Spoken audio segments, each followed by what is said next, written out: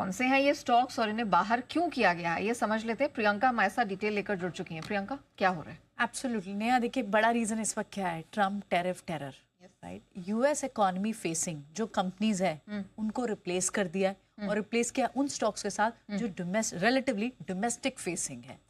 तो ये एक रीजन है जिसकी वजह से मैक्वायरी ने क्या 3 नए आइडियाज ऐड किए हैं अपनी सुपर 6 आइडियाज में। पहला तो भारतीय एयरटेल को ऐड किया है। उनके हिसाब से तो लार्ज कैप होल्डिंग में इस वक्त फ्लाइट टू सेफ्टी अगर किसी स्टॉक में है तो वो भारतीय एयरटेल में है।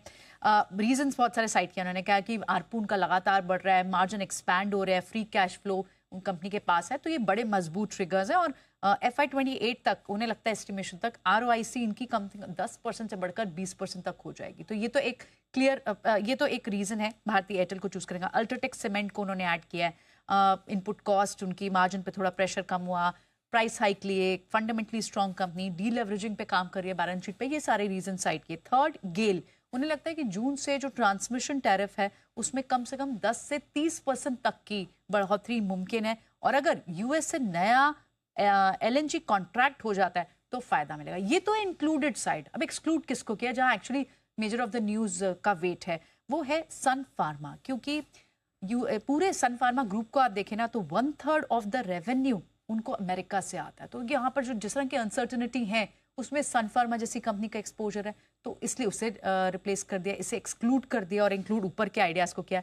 टाटा मोटर्स दूसरा है। यहाँ पर JLR का फ्री कैश फ्लो हो, डिमांड सिनेरियो हो, US में तमाम जो इकोनॉमिक सिनेरियो दिख रहा है, पॉसिबल रिसेशन जो दिख रहा है, उसके चलते उन्हें लगता है कि JLR का जो वॉल्यूम है, कुल जो उसका वॉल्यूम वो बेचती है कंपनी, 1/3 हिस्सा तो सिर्फ अमेरिका से आता है और वहां पर अभी बहुत सारी अनसर्टेनिटीज हैं। और तीसरा जो रिप्लेस्ड स्टॉक है वो है विप्रो, उसका भी रीजन सेम ही है। तो 3 जो आइडियाज, जो स्टॉक्स बड़े हैवी वेट्स है जिन्हें रिप्लेस किया है with other heavy weights, may purely and purely on the reason of कि डोमेस्टिक फेसिंग स्टॉक्स इस वक्त उनके साथ मार्जिन ऑफ सेफ्टी ज्यादा दिख रही है, बजाय कि उन स्टॉक्स में, उन कंपनीज में जिनका एक्सपोजर, जिनका रेवेन्यू, बड़ा पार्ट मार्केट शेयर जो है वो US से लेना देना है। ओके, सो सन फार्मा, विप्रो बाहर।